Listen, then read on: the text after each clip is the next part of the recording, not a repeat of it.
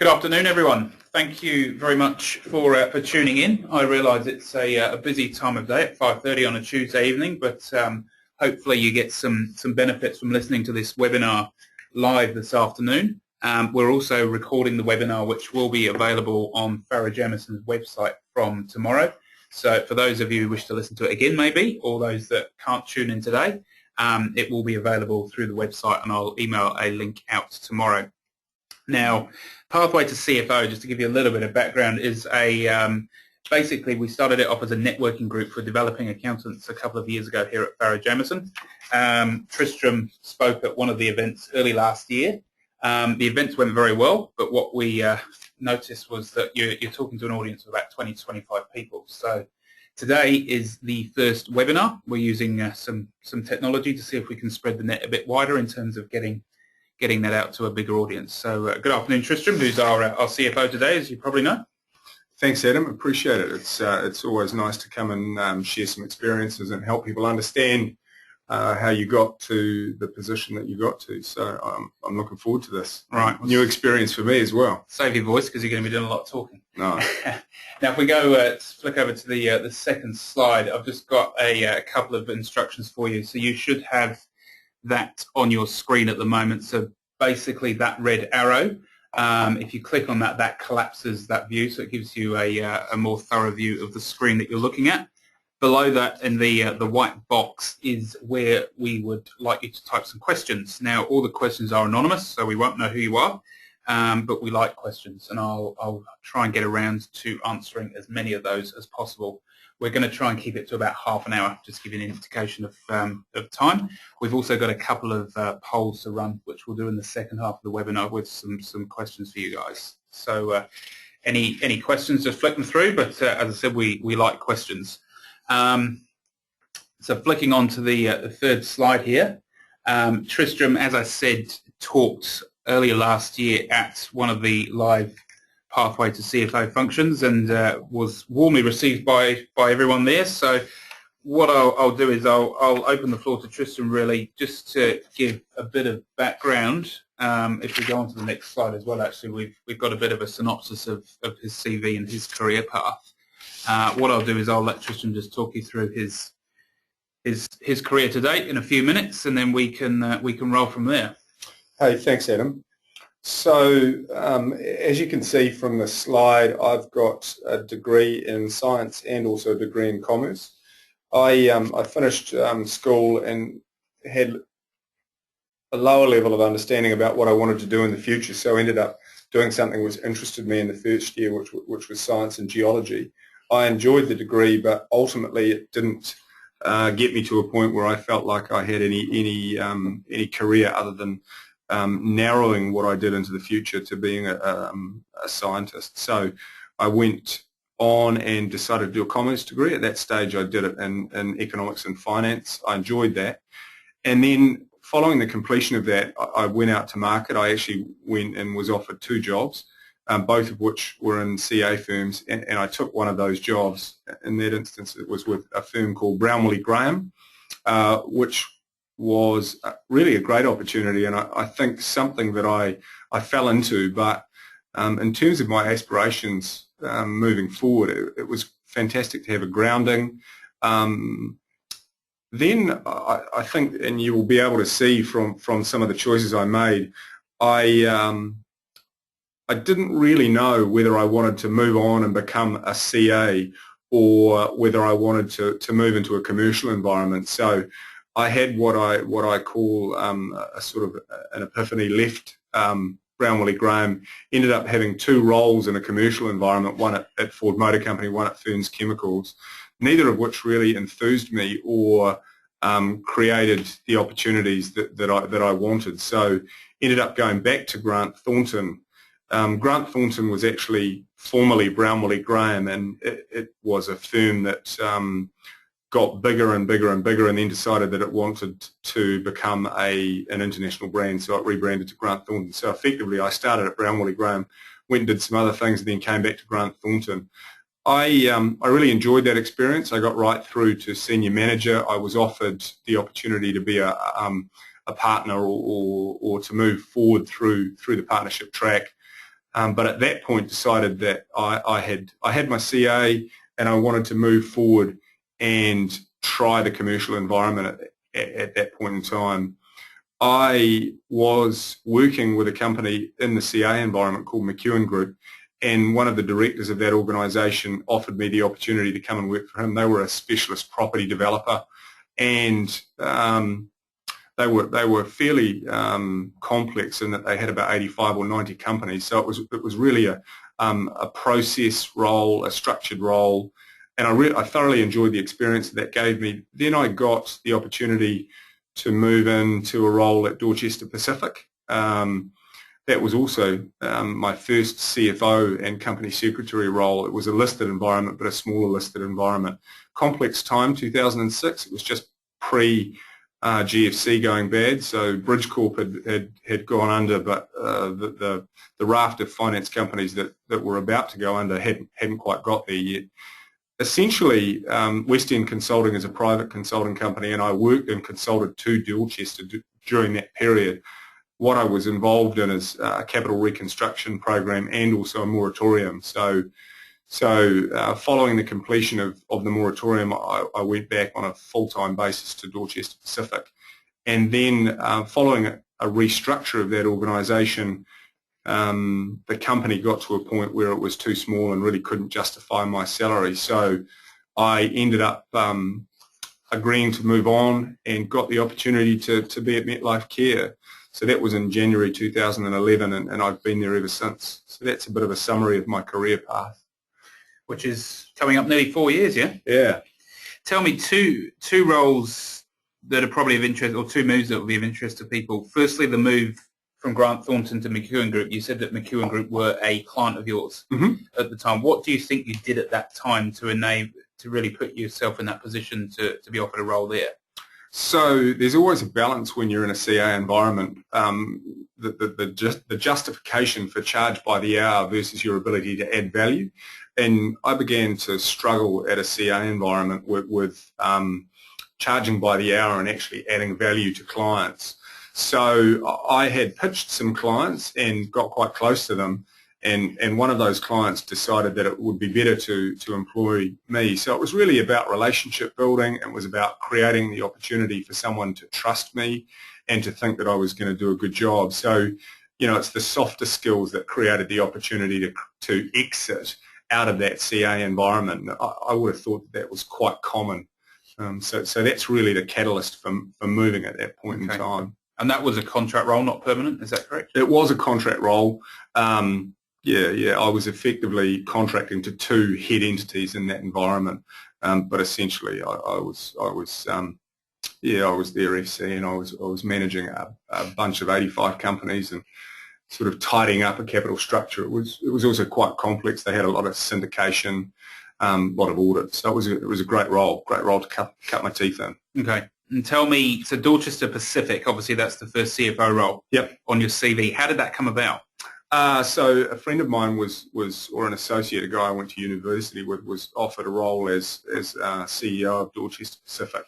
And he gave me a call at one day and said, look, I'm looking for someone that I trust to come in and assist me in this environment. Are you interested?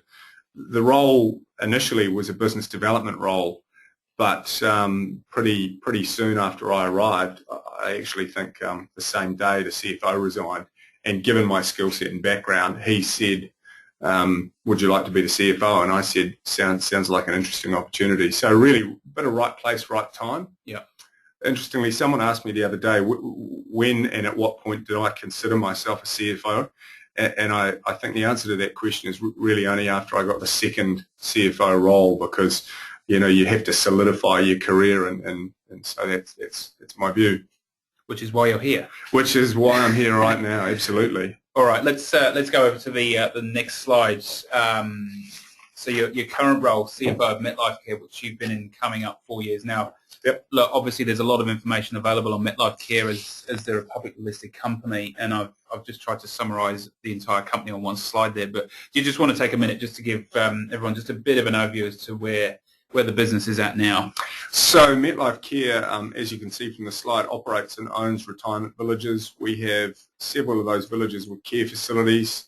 we have a lot of residents, a lot of units, and a reasonable level of staff. It's a growing sector. So Metlifecare is in a great opportunity to capitalise on the future ageing demographic in the New Zealand market, and some of the work that we've done over the last 4.5 or 5 years positions the company incredibly well. We've tidied up the balance sheet. The share register's a lot more stable. We've got 2 solid shareholders in Infratel and New Zealand Superannuation. When I joined, we had about 350 shareholders. Now we've got close to 3,000 shareholders, possibly more. We were also not covered by any research analysts. We're now covered by 5 research analysts. We entered the NZX-50 and are currently sitting at about sort of late 30s in terms of our ranking in that NZX-50. It moves around with liquidity. We're now, when I first arrived, we traded about 1 million shares a year. Now we trade about 1 million shares a week, depending on the volume and activity. So, Metlifecare has been a really exciting and fantastic opportunity for me personally in growing an organisation through a combination of capital structure activity, mergers and acquisitions, and timing in the market. Because when I joined, it was arguably a sort of coming out of the back of the GFC. So I sort of think that Metlifecare has really created the opportunity to have some great experiences and put some great tools in my toolbox. And as the CFO of the business, what's your role been in? Because obviously it's been a 4 or 5 years of incredible amount of change and growth. Yeah. So I joke every now and then that my role is to support the CEO and really to be his right hand, to provide the opportunity to support him to grow the organisation and to really make sure that the financial aspects of all our decisions are well thought out. They support our strategy and our structure. So it really is a role of support to a CEO, notwithstanding that everyone assumes that you actually have the level of financial acumen to be able to manage the business and guide the business through some fairly complex times. So for me, it was about assessing capital structure requirements. It was about working out strategically how we might go about changing the balance sheet and making sure that the balance sheet was strong enough to withstand shocks into the future, and also then growth into the future. So it was really a fantastic it's a fantastic role, and I think that I'm really passionate about the sector and the company that I work for. From a brand perspective, I like what we stand for. So I like being a CFO of Metlifecare. That's good to hear. Yeah. Now we've got an interesting question just come through. It would appear that you changed roles relatively frequently early on in your career. Is this something you would recommend, Tristram? That is a good question. Interestingly, at a personal level, I review CVs fairly regularly for lots of different roles. I'm probably, at a personal level, more interested in the experiences that those people have had and how they've grown from those experiences and how they've learned from those experiences. So, the answer to the question is it depends on who you're pitching your CV to as to whether it's good to have regular change or not regular change. At a personal level, I believe that we have to do things that we're passionate about and that we enjoy. So my desire has always been to make sure that I was doing things that I was passionate about and that I was interested by. I haven't sort of specifically structured my CV in a way that ticks a whole lot of boxes, which means, I did 3.5 years here, 4 years here. And in that respect, I guess I'm not a traditional candidate for a CFO opportunity. But I also believe that opportunity whispers at you really quietly, and ultimately it's you that has to be the person that opens the door on opportunity, and it can present itself in lots of different ways. So you don't necessarily have to make the right choice from a CFO career progression perspective or just a vanilla career perspective. What you need to do is make sure that you've got good tools, and then you can apply those tools to situations into the future.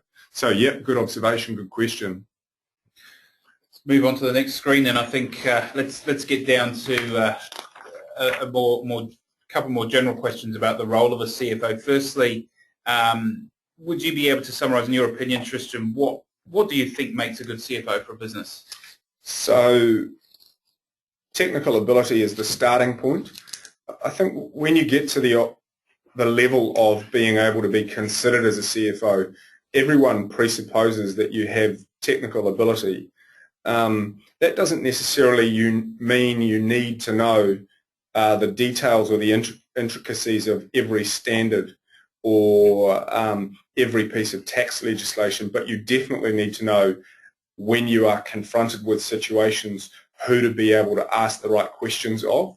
So the role is actually about being technically proficient and making decisions at the right points in time to pull in sector or expertise to create the right advice, so that you make sure that you do the right things for the organisation.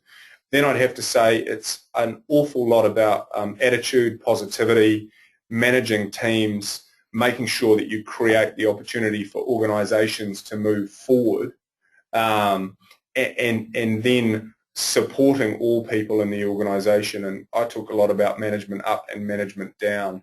So I think you need to be a people person, you need to be able to listen, and it's really the softer skills that will create the opportunity for you to leverage your previous experiences out of where you are and into a CFO opportunity.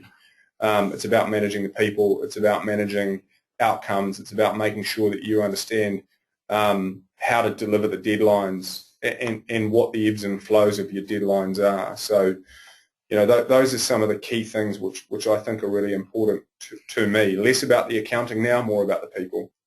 How would you describe the importance of the relationship with your CEO or managing director as a CFO? Yeah, so it's actually the most important relationship that I have in the organisation.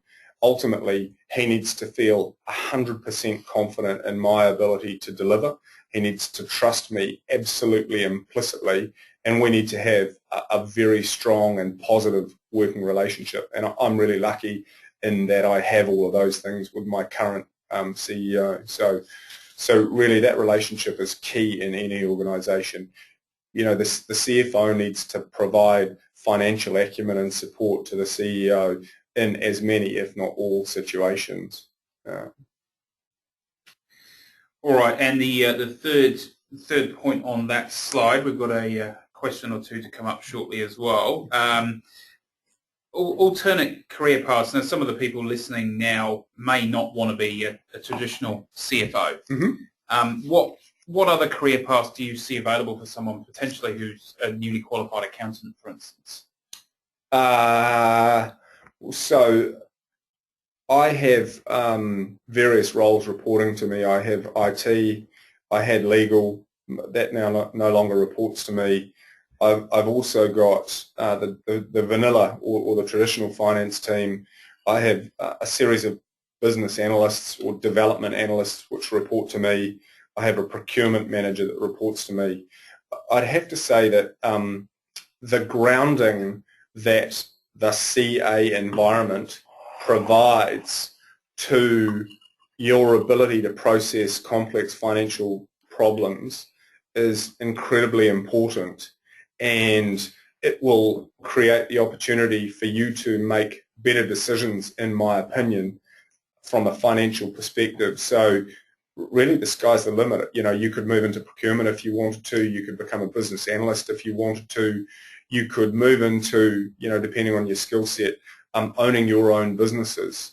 So I really think the one thing that a CFO or an accountant has the opportunity to do is to leverage their skills across multiple sectors.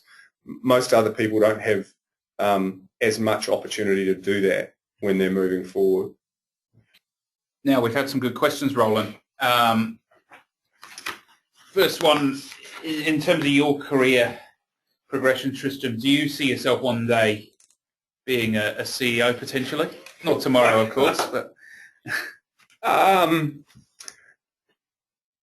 And the reason for my hesitance in the response to that question is a CEO is a hugely complex role, and it can be a very isolating role. You are ultimately the person that carries the can for bad decisions in an organisation. I think where I sit today, I do have aspirations to be a CEO. So I would like to get there, but I'm also conscious that there is a level of insulation that goes with being a CFO and ultimately being able to say it was the CEO's call moving forward. And that is something that I think any person ultimately needs to be very careful about wanting. It's sort of almost a case of be careful what you wish for, because the environment that you wish for can be incredibly isolating. Okay.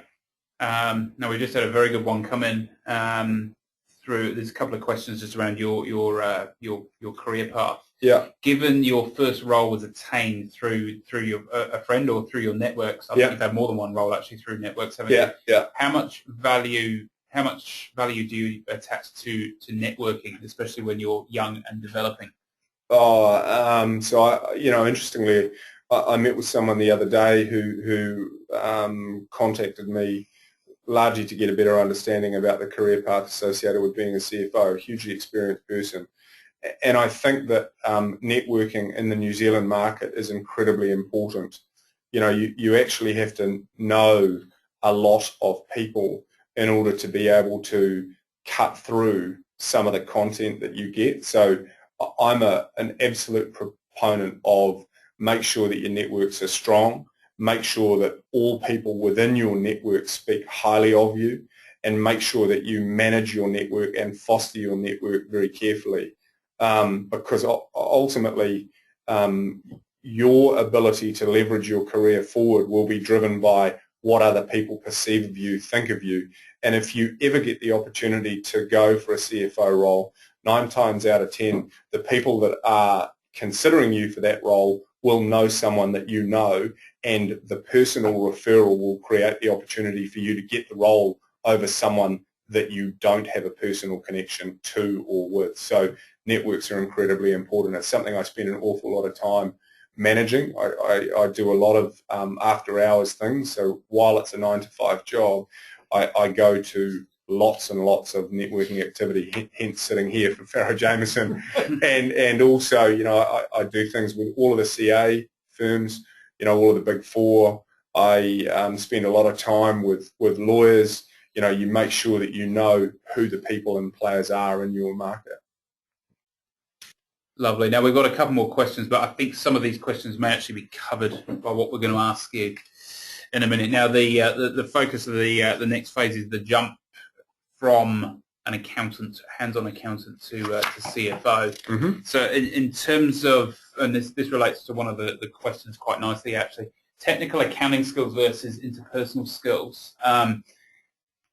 Where do you see the balance? Obviously, you need both, but yeah. So in order to get forward, you really do need to have strong technical accounting skills, a good intuitive and also actual understanding of accounting and the standards, and then I think that any role that you get accepted for will actually presuppose that you have all of the technical ability. The thing that will define you as being a good or a bad CFO, and I think create the opportunity for you to leverage your career forward, is your interpersonal skills, the way in which you manage teams and people. So, I wouldn't want to discount technical ability, because if the board don't trust that my technical acumen is strong, I think that would ultimately undermine my role in the organisation as a CFO, but in order to move forward, it's really about your interpersonal skills, about your management up, management down, how you get the team to work, making sure the team can deliver the outcomes that you need them to at the right times. And so I think interpersonal is hugely important in terms of actually leveraging it yourself from average manager to, strong, competent manager to CFO, where people actually want to follow you. An accountant with interpersonal skills. Yeah, who would have thought? Very good question just come through, actually. How important, in your opinion, is career momentum in working towards a CFO role? I.e., if you sit in a financial controller role for 10 years, would that affect your ability to potentially jump up to the next level, do you think? Yeah, I'd have to say it probably would. If I was reviewing a CV from an individual that had been in an organisation for a very long period of time without showing some form of career progression, I'd probably want to understand why or what happened. I wouldn't necessarily discount the skill set, because it may be that person doesn't have the aspirations to move forward. But I think anyone that is hungry for opportunity to move forward will consider at the right time, and I don't know whether that's 3 years of FC, 4 years of FC, or 5 years. I don't know what the time frame is, but they will say, I'm ready for the next challenge. So not making that choice, it'd be something I definitely want to explore. So momentum is pretty important. Okay. Yeah. A big hurdle that many of the people I deal with come across in terms of developing their careers is staff management experience, and it's something a lot of people fall down on when they're going for those bigger jobs. Yeah. How do you go, in your opinion, how do you go about getting it, and how important do you think this experience is early on in your career? Yeah, I think initially getting some management experience is important.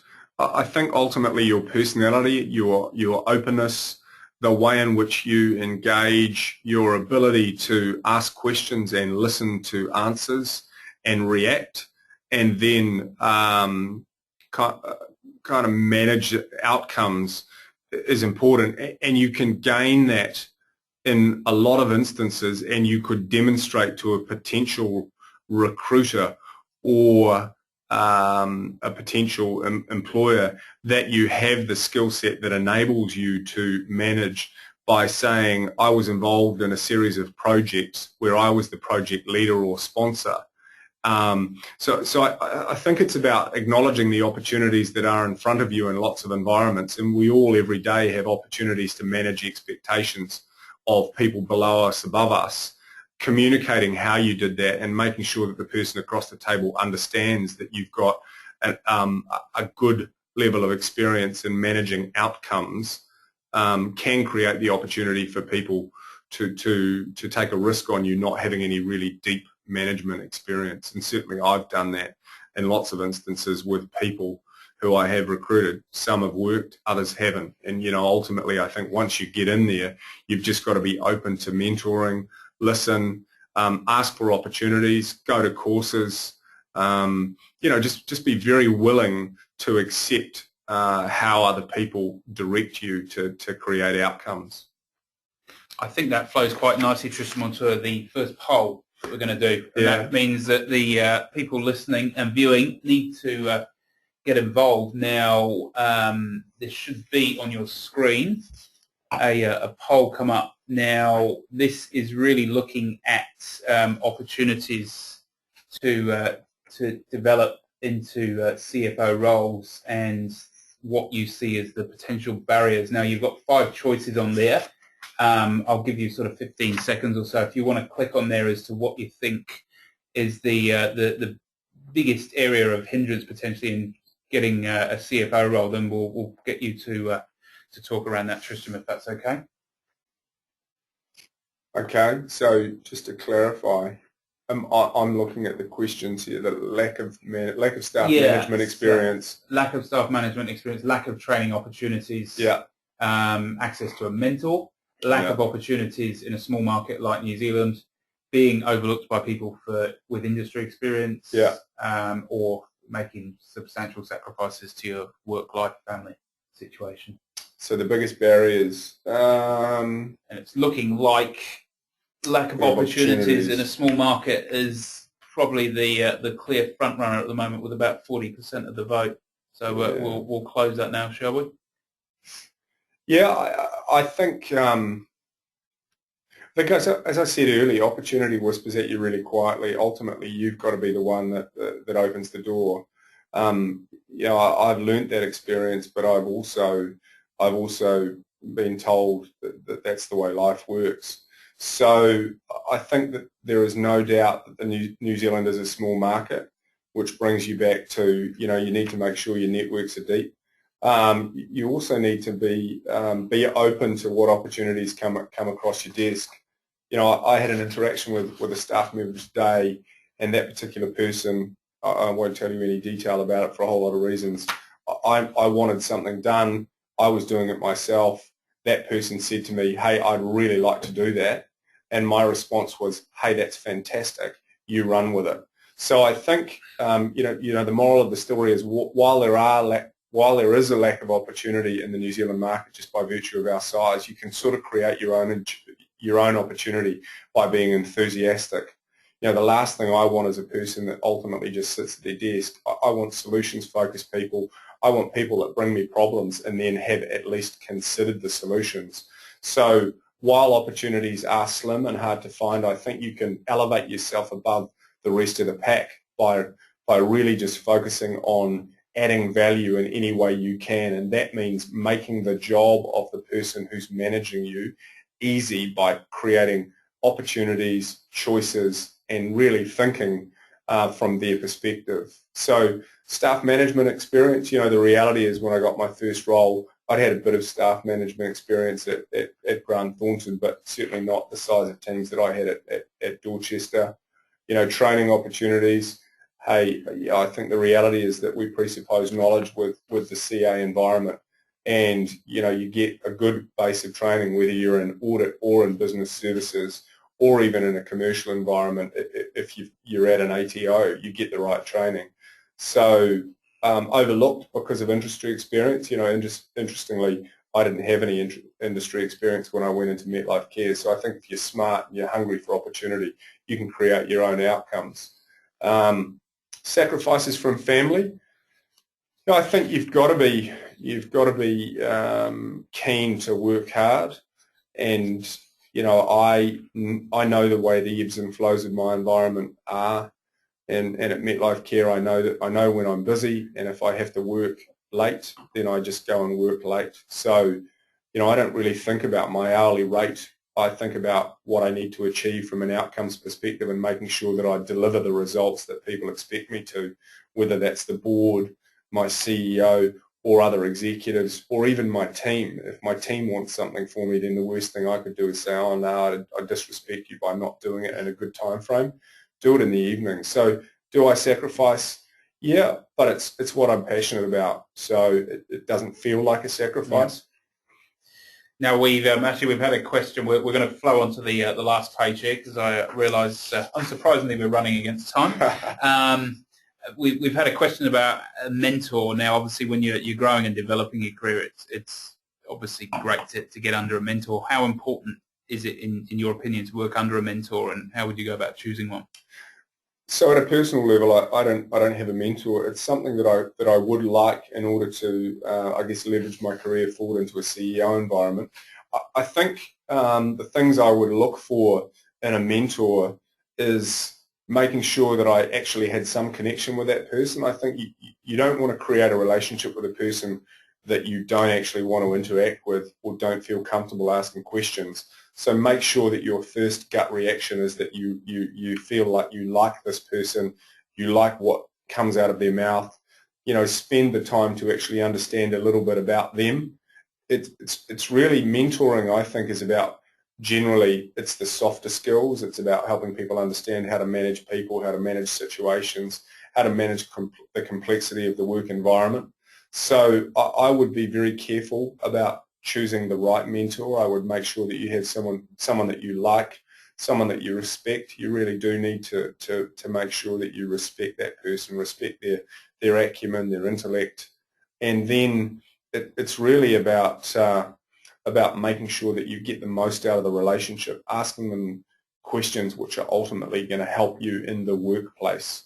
And while that sounds obvious, I think people will forget what the objective of a mentor is. It's actually to help you grow as a person in your development and then grow your career. So yeah, it's an interesting relationship to try and forge. All right. Look, I'll just fire through the couple of the last questions. I want to get around and just answer a few more questions before we wrap up. Yep. In your opinion, what sets talented CFOs apart from those who may plateau in more hands-on accounting roles?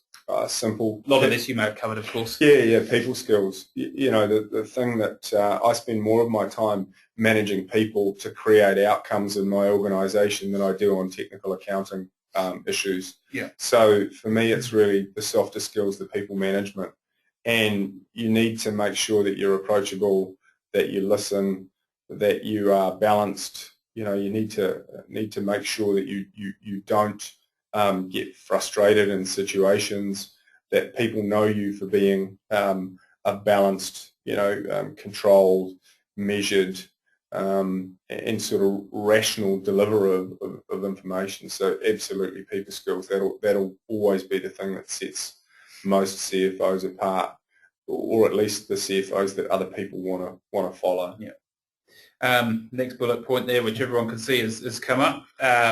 Interesting question. In Yeah. hindsight, to date in your career, is there anything you'd have maybe done differently?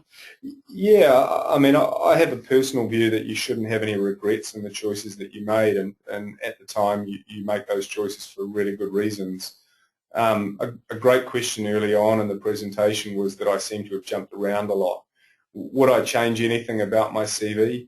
Yeah, I possibly would have been a little bit less reactive, and maybe in certain instances where I'd made choices to resign, I might have tried to create the opportunity to know and understand why I wanted to make that choice and talk to people.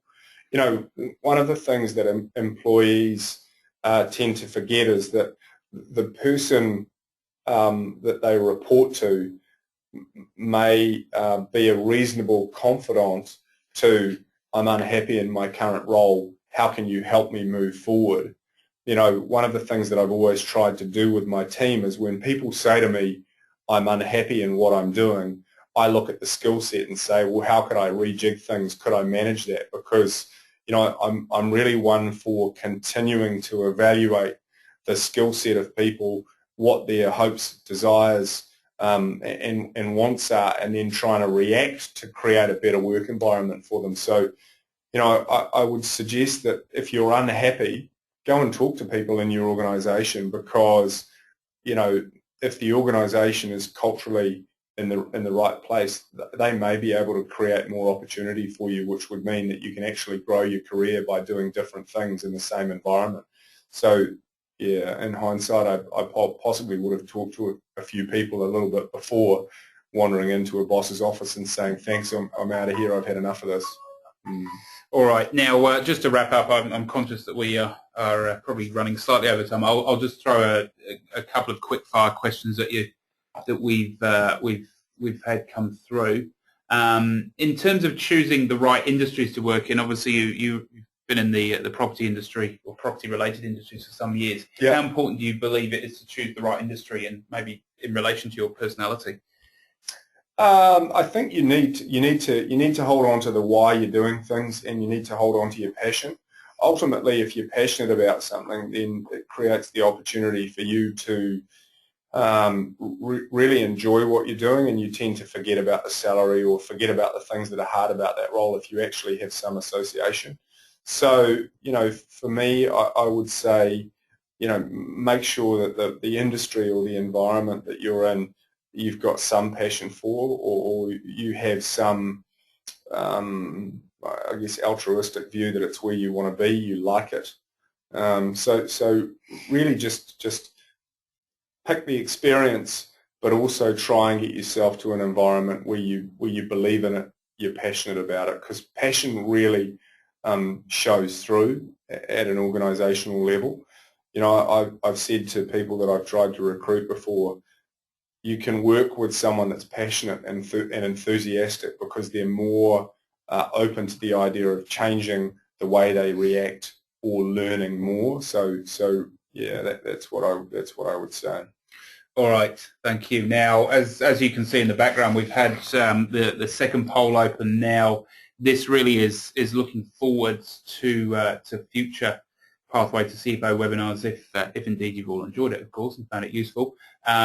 We've given you 5 choices there just for a breakdown of where you would like to hear from CFOs, and there seems to be a bit of weighting for CFOs from a startup, high growth environment. Multinationals is right up there as well as professional services. So that's obviously gives us some good guidance as to where potentially to look for other CFOs. So just really to wrap up, Tristram, one more pearl of wisdom from you, if we can bring up the bullet point. Just wrap up one piece of advice to take away for today's participants. Make sure that you're positive in the workplace. Make sure that you're enthusiastic about the work environment, the people that you work with.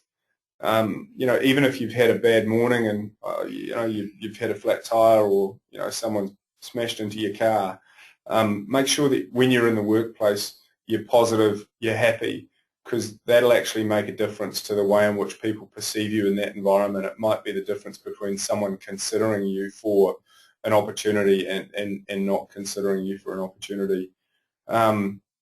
So I would just say make sure that you're happy in your work environment, make sure that you're doing something that you're passionate about, and make sure that you're putting your best foot forward every day in the workplace. And one way that you can do that is by ensuring that you're actually happy in that environment. You know, the other thing that I believe is that ultimately you have the power to change the situation that you currently find yourself in. So take heed of that. You are where you are by the choices that you made. You're not a victim in any situation. So if you're unhappy with it, you are the one that has the power to change it.